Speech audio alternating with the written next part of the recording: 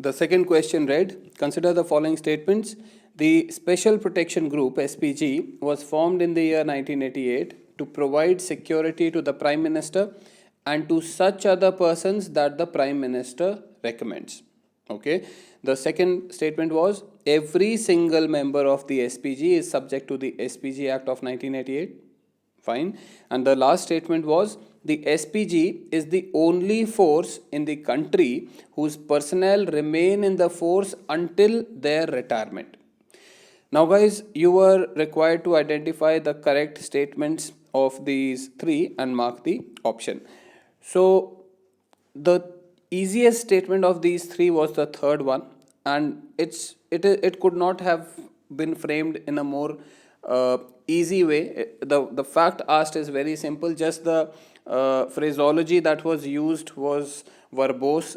I purposely used a lot of words, and the exceptions, etc. I put in those extreme words like only I put in, and I tried to make this sentence seemingly complex, but actually it was very easy. If you were attempting the question with a free mind, not carrying the baggage of whether the previous question was right or not, and many times this happens in the exam, right? We are attempting a question, we carry this baggage of how many questions we have got wrong so far, how I did in polity, in geography, how much time I've spent in the question so far, how much time is left, will I be able to clear prelims this time or not, right? All of this pressure is there in our minds, and because of this pressure, it clouds our thinking, and even the simplest things we are not able to see. And the same sentence, the same question, you come out of the exam hall and you just read it again and it will click, right? So just to test that particular thing, I gave this statement, and if you got this statement wrong, most likely the reason is this only, that perhaps you got the previous question also wrong and you were carrying that baggage, that stress into this question also. So this is a pretty simple statement. It says SPG is the only force that whose personnel remain in the force until their retirement. So is it the only force? Now there are statements like these, you can test them by negating them. Negating means you just say the exact opposite statement.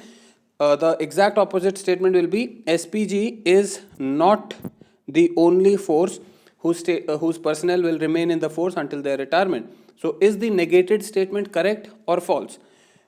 SPG is not the only force. This is correct, because if you think about the other forces, police force, BSF, ITBP, CRP, you have Army, Navy, Air Force, Coast Guard. You know, if you join that force, you are only going to come out of that force. If everything is all right, you are only going to come out, you are only going to leave the force after your retirement, right? So all of these forces, their personnel remain in the force until their retirement. So SPG is not the only force. So the negated statement is correct. That means the original statement, that is SPG is the only force, this will of course be false. Okay. If the third statement is false, we can eliminate option delta. Let us now talk about the second statement. It says SPG, every single member of the SPG is subject to the SPG Act of 1988. Now it could be correct, because if you think about it, the police personnel are governed by the Police Act, Army personnel are governed by the Army Act. Like that, it's a high likelihood that SPG personnel will be governed by the SPG Act. And every single member I gave purposely, it does not change the nature of the statement, it does not make it extreme, because what do you think otherwise can happen? Every single member, if you think that it is too extreme, do you think that some members of SPG will be governed by the SPG Act and some other members will not be governed by the SPG Act, right? That seems absurd. So this statement also seems to be correct, but because it is a very factual statement, we need to also look at the third statement, that is the first one, and just see if we can arrive at the answer through elimination and not just through speculating on the second statement. The first statement says the SPG was formed in 1988.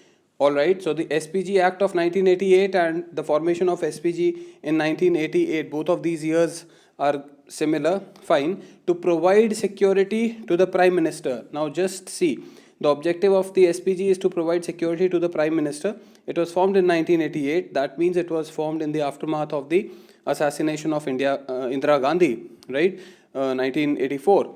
So till now it makes sense. And to such other persons that the PM recommends. Now this is where the problem is.